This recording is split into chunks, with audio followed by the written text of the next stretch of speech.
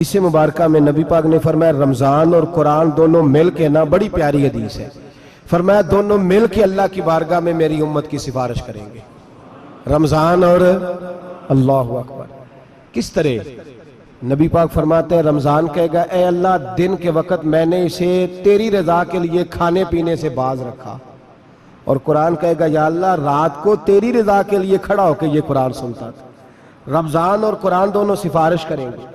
ہم نا بڑا کچھ پڑھتے ہیں، سنتے ہیں، سیکھتے ہیں، اب یقین کریں یہ کھاتے بھائی کا بھائی سے اختلاف ہو جائے نا تو وہ 30 سال پرانے کھاتے کھول کے لے آتا ہے، ساری رات ڈھونڈتا ہے کہ میرے پیسے کہاں سے نکلتے ہیں، پڑھ لیتا ہے۔ قرآن پاک کی باری آتی ہے تو نہیں پڑھتے قرآن پاک۔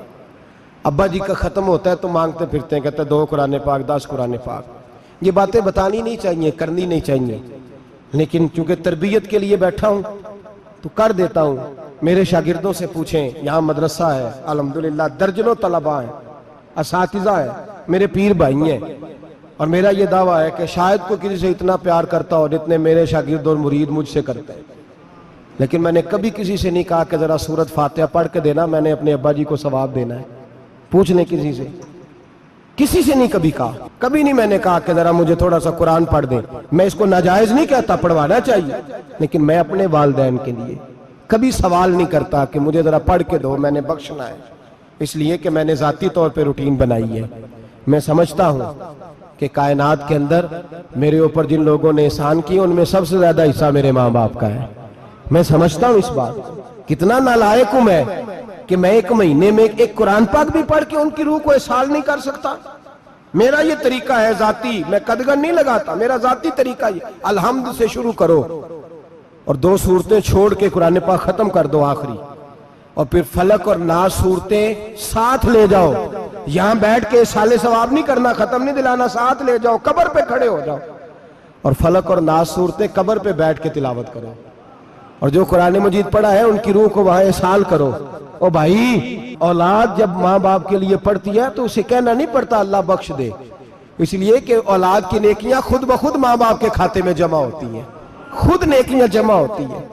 میرے بھائی تو بچوں سے یہ تو مطالبہ کرتا ہے کہ بیٹا اس سال رمضان المبارک میں میرے لیے ستو ضرور بنانا، فلانی چٹنی ضرور تیار کرنا، یہ کیوں نہیں کہتا بیوی سے کہ ڈشیں کم بنانا؟ تو بھی بیٹھ کے قرآن پاک پڑھ، میں بھی قرآن پاک پڑھتا ہوں۔ ادھر آؤ بیٹا یہاں بیٹھ کے تلاوت کرو، میں بھی کرتا ہوں۔ بیٹی ادھر آؤ بیٹھ کے قرآن پاک پڑھو۔ کتنا وقت لگتا ہے؟ حافظ اور قاری اور علماء اگر پڑھے تو 20-25 منٹ لگتے ہیں قرآن پاک کا سپارہ پڑھنے، اور اٹک اٹک کے پڑھنے والا بھی پڑھے تو 1 گھنٹہ لگ جائے گا۔ اور میرے نبی پاک صلی اللہ علیہ وسلم نے فرمایا جو قرآن پڑھتے ہوئے اٹکتا ہے اللہ اسے ڈبل ثواب عطا فرماتا ہے۔ فرمایا جو زبانی پڑھے سنگل ثواب، جو دیکھ کے پڑھے اسے ڈبل ثواب۔ حضور کیوں؟ فرمایا اس لیے کہ میرا قرآن دیکھنے پہ بھی اللہ ثواب عطا فرماتا ہے، قرآن دیکھنے پہ بھی اللہ ثواب دیتا ہے، دیکھنے کا بھی ثواب۔ رمضان شریف میں قرآن پاک پڑھے، کھول کے پڑھے۔ اور میرے بھائی اگر تیرا بچہ پڑھے، اگر تیری بیٹی پڑھے، کائنات کا خوش نصیب باپ وہ ہے کہ بیٹا قرآن پڑھے، چاہے ناظرہ ہی پڑھے، جس کی بیٹی پڑھے۔ زندگی میں انہیں اس کام پہ لگا جاؤ، مرنے کے بعد بھی پڑھیں گے۔ امام جلال الدین سیوطی شافعی رحمت اللہ علیہ فرماتے حضرت عیسیٰ قبر کے پاس سے گزرے، قبر پہ عذاب ہو رہا تھا، اللہ کا غضب برس رہا تھا، جناب عیسیٰ استغفار پڑھتے ڈرتے گزر گئے۔ تھوڑی دیر کے بعد، چند گھنٹوں کے بعد گزرے تو اسی قبر پہ پھول کھلے ہوئے تھے، رحمت برس رہی تھی۔ حضرت عیسیٰ علیہ السلام عرض کرنے لگے مولا تو بے نیاز ہے، میری طاقت نہیں تیرے کاموں میں بولنے کی، پر ابھی تو یہاں عذاب ہو رہا تھا، ابھی رحمت برس رہی ہے۔ جناب عیسیٰ کہتے ہیں آواز خدا بندی آئی، عیسیٰ بندہ بڑا گناہگار تھا، پاپی تھا، مجرم تھا، خطا کار تھا، لیکن جب اس کا انتقال ہوا، اس کی بیوی حاملہ تھی، اس کے پیٹ میں بچہ تھا، بچہ اس کے انتقال کے بعد پیدا ہوا، آج وہ 4-4.5 سال کا ہوا ہے، مکتب میں گیا ہے، مدرسہ میں گیا ہے، استاد نے بسم اللہ شریف پڑھائی ہے، فرمایا اس نے توتلی زبان سے کہا ہے بسم اللہ الرحمن الرحیم، کہا عیسیٰ مجھے بتلا اس زمین پر وہ معصوم جسے ابھی رحمان اور رحیم کہنا نہیں آتا، وہ توتلی زبان سے مجھے رحمان اور رحیم کہے، اور میں اسی زمین پہ اس کے باپ کو عذاب دوں؟ فرمایا اس نے ایک بار رحمان اور رحیم کہا ہے، میں نے اس کی باپ کی قبر کو نور سے معمور فرما دیا ہے، نور سے بھر دی ہے قبر، برکت سے بھر دی ہے۔ اللہ کرے میرے بیٹے بھی قرآن پڑھیں، اللہ کرے میری بیٹیاں بھی قرآن پڑھیں، اللہ کرے ہم سب کی اولادیں قرآن پاک پڑھیں۔ لیکن نا امام اعظم ابو حنیفہ رمضان میں 61 قرآن پاک پڑھتے تھے۔ کتنے؟ 60 تے ایک، اللہ اکبر۔ ایک قرآن پاک دن میں پڑھتے پورا، ایک رات کو پڑھتے، ایک تراویح میں پڑھتے، 61 قرآن پاک امام صاحب پڑھتے۔ آپ فرماتے میں نے چھوڑ دیے سارے وظیفے، میں صرف رسول اللہ کا قرآن پڑھتا ہوں۔ رمضان سارا قرآن پاک، سارا رمضان۔ اب تو عادت ہی نہیں رہی ہمیں قرآن پاک کی۔ اگر لوگ ناراض نہ ہوں تو محفل نعت ہوتی ہے تو تلاوتیں کتنی ہوتی ہیں، اور نعتیں ہم نے ذوق ہی نہیں بنایا، ذوق ہی نہیں بنایا ہم نے تلاوت قرآن کا، اس لیے کہ قراء علماء فقراء ان کو ہم تیار ہی نہیں کر رہے، ہم تو ایکٹر پال رہے ہیں جو پیسے لیتے ہیں نعت خوانی کے، معاذ اللہ۔ او میرے بھائی، کیا قرآن میرے نبی کی نعت نہیں؟ حضرت عائشہ صدیقہ رضی اللہ تعالیٰ عنہ کے پاس صحابہ گئے، کہنے لگے اماں جی ہمیں نبی پاک کا اخلاق بتلائیں، تو اماں جی کہنے لگی جاؤ جا کے قرآن پاک پڑھو، کالا خلقہ القرآن، سارا قرآن میرے نبی کے اخلاق کا ہی نام ہے، یہ ساری نعت ہے، یہ ساری نعت ہے۔ اس نعت کو سننے لوگ کیوں نہیں آتے؟ اتنا راش محفل نعت میں اتنا تراویح پہ کیوں نہیں ہوتا؟ اور ملت کا جوان یاد رکھے، بوڑھے تراویحاں پڑھتے ہیں، ضعیف تراویحاں پڑھتے ہیں، گھٹنوں میں درد ہے تراویحاں پڑھتے ہیں، بیمار بوڑھے تراویحاں پڑھتے ہیں، جوان وہاں چوک میں کھڑے۔ کیا جوانی اس لیے ہے چوکوں میں کھڑا ہوا جائے؟ کیا جوانی اس لیے ہے کہ سعودی عرب جانے کے لیے پاسپورٹ بنانا ہو تو 2.5 گھنٹے کھڑا رہے تو؟ شناختی کارڈ کے دفتر تو کھڑا رہے، پروٹیکٹر کے لیے کھڑا رہے، کافروں کے سامنے کاسا لیسی کرنے کے لیے تو کھڑا رہے، تو نوکری پہ جائے تو ساری رات کھڑا رہے، اور تو قرآن کے لیے کھڑا نہیں ہوتا؟ میرے محبوب نے فرمایا من قام ایمانا واحتسابا غفر لہ ما تقدم من ذنبہ، فرمایا جو رمضان المبارک میں اللہ کی رضا کے لیے گناہوں کی معافی کے ارادے سے قیام کرے گا، راتوں کو عبادت کرے گا، اللہ اس کے پچھلے سارے گناہ معاف فرما دے گا۔ نوجوان ارادہ کریں، پروگرام بنائیں کہ انشاءاللہ قرآن پڑھنا بھی ہے، قرآن پڑھوانا بھی ہے، سننا بھی ہے، اور انشاءاللہ بولیے سننا بھی ہے اور پڑھنا بھی ہے اور پڑھانا بھی۔ ہمت کریں، دلیری کریں، آکے کھڑے تو ہو، اللہ توفیق عطا کرے گا۔ پہلی بات یہ کہ روزہ رکھیں، دوسری بات یہ کہ قرآن پاک کی تلاوت کریں، اور روزہ رکھیں تو روزے کے سارے حسن سمیت اسے رکھیں۔ نبی پاک نے فرمایا رمضان غمخواری کا مہینہ ہے، غمخواری کریں۔ ہمارے زمانے میں 2 قسم کی تکلیفیں ہیں، ایک تو غریب آدمی، اس کا حال یہ ہے کہ وہ مانگتے ہی گزارا کرنا چاہتا ہے، اس نے ہاتھ یوں کر لیا ہے تو اب اس کا یوں ہونے کو تیار نہیں۔ ضرورت اگر کسی آدمی کو کسی دروازے پہ لے جاتی ہے تو برا نہیں، لیکن سوال کا اپنے اوپر دروازہ کھول لینا یہ ٹھیک نہیں۔ فاقہ کشی پیدا کریں، حوصلہ پیدا کریں، تھوڑے پہ گزارا کرنا سیکھیں۔ غریبوں کو بھی اجازت نہیں کہ وہ نکل کھڑے ہوں میدان میں مانگنے کے لیے، ٹولیاں نکلتی ہیں رمضان میں، جتھے نکلتے ہیں خیرات کٹھی کرنے والے۔ بچیں، میرے نبی پاک صلی اللہ علیہ وسلم نے فرمایا جس نے بغیر ضرورت کے سوال کیا، جب قیامت کے دن آئے گا تو اس کے چہرے کے اوپر گوشت نہیں ہوگا، صرف ڈھانچہ ہی ہوگا۔ اتنی بھیانک صورت میں آئے، بغیر اشد ضرورت کے سوال نہ کر، کبھی سوال نہ کر۔ اور امیروں سے گزارش ہے کہ رمضان ہمدردی کا مہینہ ہے، ہمدردی کریں تو سامنے والے کی عزت کا بھی خیال کریں۔ یہ بات درست ہے کہ غریب سیاڑا نہیں ہوتا، اس لیے کہ جس کی جیب میں پیسے نہیں ہوتے بھائی اسے عقل بھی نہیں ہوتی، جس کے گھر کار نہیں ہوتی اسے چلانے کا طریقہ، جس کے گھر اوون نہیں ہوتا اسے چلانے کا طریقہ بھی نہیں آتا، جس کے گھر میں چیزیں ہوتی ہیں اسے چلانا بھی آ جاتا ہے، جدے گھر دانے اور دے کملے بھی اس کے سیانے ہو جاتے ہیں۔ تو چودھری صاحب، سیٹھ صاحب، نواب صاحب آٹا تقسیم کرتے ہیں، کھڑے ہو کے فوٹو کھچاتے ہیں، فیس بک پہ دیتے ہیں، اور ایک آٹے کا تھیلا اور 10 اخباروں میں فوٹو۔ اللہ سے ڈریں، رمضان ہمدردی کا مہینہ، ہمدردی کا۔ غریب کو دیں تو اس کی عزت کو رسوا نہ کریں۔ میرے نبی پاک علیہ السلام کے صحابی حضرت عبداللہ ابن عمر رضی اللہ تعالیٰ عنہ ڈھونڈ کے لاتے تھے مسکینوں کو، ڈھونڈ کے، اور جب لاتے تھے تو اپنے دسترخوان پر بٹھا کر اپنے ساتھ افطاری کرایا کرتے تھے. اور پھر فرمایا اللہ تعالیٰ نے لن تنالوا البر حتی تنفقوا مما تحبون، اللہ کے راستے میں وہ چیز دینی ہے جو تمہیں زیادہ پیاری ہو. کون سی چیز جو تمہیں؟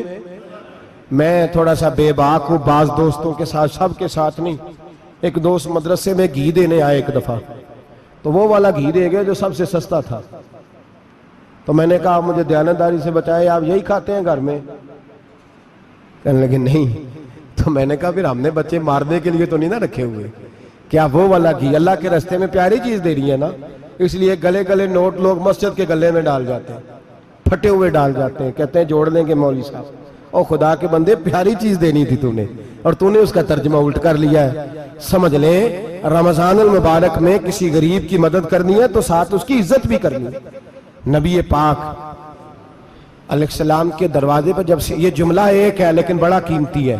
صحابہ کہتے ہیں جب ہم دروازہ رسول پہ جاتے تھے خیرات بھی ملتی تھی اور عزت بھی ملتی تھی. خود بھیک دیں خود ہی کہیں منگتے کا بھلا ہو. خیرات بھی ملتی تھی اور عزت بھی ملتی تھی. نبی پاک ساتھ عزت بھی دیتے تھے، مسکین کو غریب کو دیں اور خیر خائی کریں.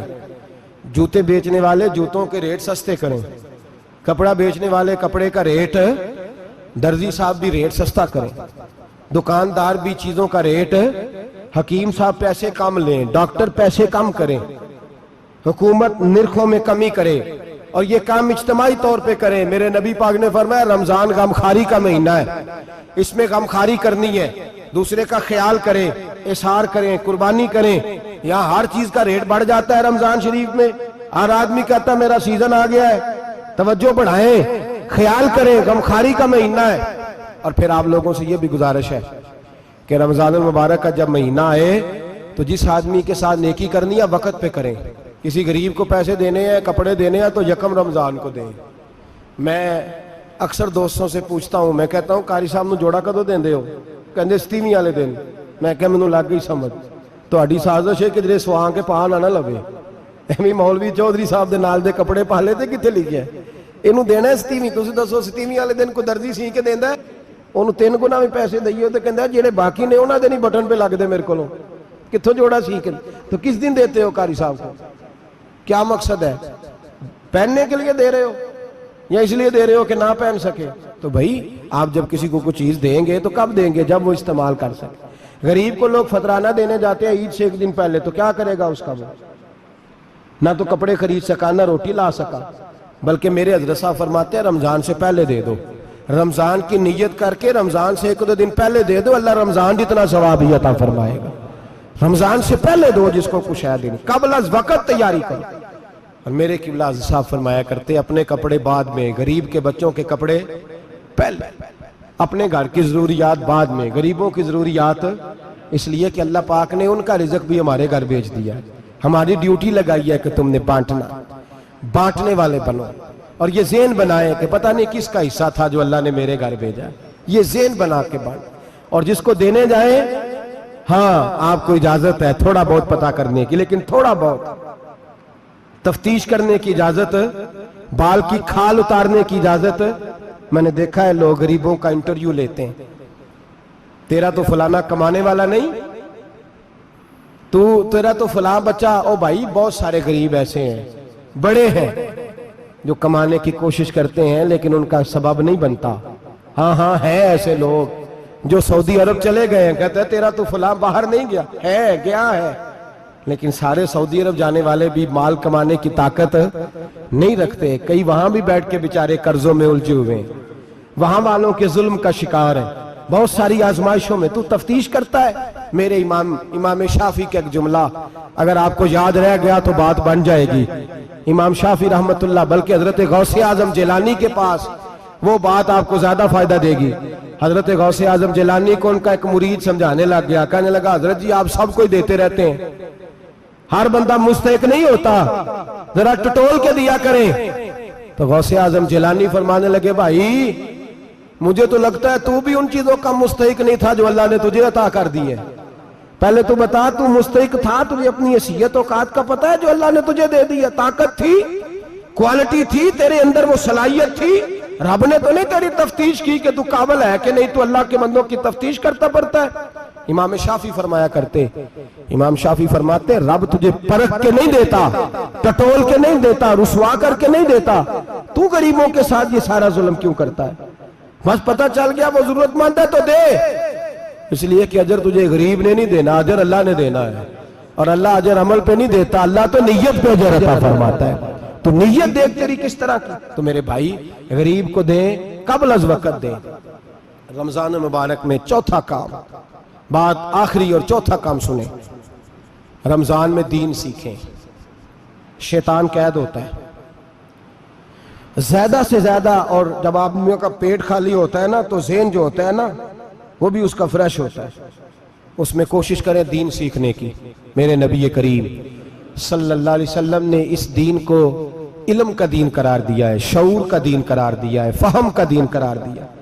نبی پاک صلی اللہ علیہ وسلم نے فرمایا ایک عبادت کرنے والا عشاء کے بعد کھڑا ہو اور فجر تک نماز پڑھتا رہے، ایک عالم دین عشاء پڑھ کے سو جائے، اٹھ کے فجر پڑھ لے، تو وہ 70 عبادت کرنے والوں کا درجہ زیادہ نہیں، عالم کا درجہ پھر بھی زیادہ ہے، اس عالم دین کا درجہ زیادہ ہے، اس لیے کہ وہ لوگوں کو آگاہی دیتا ہے، شعور بخشتا ہے۔ یہ دین جو ہے یہ، اور نبی پاک صلی اللہ علیہ وسلم نے فرمایا عبادت کرنے والے پر عالم کا درجہ اتنا ہی زیادہ ہے جتنا میرا درجہ اپنے غلاموں پر زیادہ ہے۔ عالم کو حضور نے اتنا بڑا مقام دیا، دین سیکھیں، شعور حاصل کریں، یہ فقاہت کا دین ہے، شعور حاصل کرنے کا دین ہے۔ اور نبی پاک صلی اللہ علیہ وسلم نے فرمایا دین کی ایک بات سیکھ لینا 1000 نفل پڑھنے سے زیادہ درجہ رکھتی ہے، دین کی ایک بات سیکھ لینا 1000 جنازے میں شرکت سے زیادہ درجہ رکھتی، دین کی ایک بات سیکھ لینا، میرے نبی پاک صلی اللہ تعالیٰ علیہ وسلم ارشاد فرماتے 1000 مریض کی عیادت کرنے سے زیادہ درجہ رکھتی۔ فرمایا جس نے رات کے ایک لمحے میں دین کی ایک بات سیکھی، اللہ اسے ساری رات عبادت کرنے سے زیادہ ثواب عطا فرمائے گا۔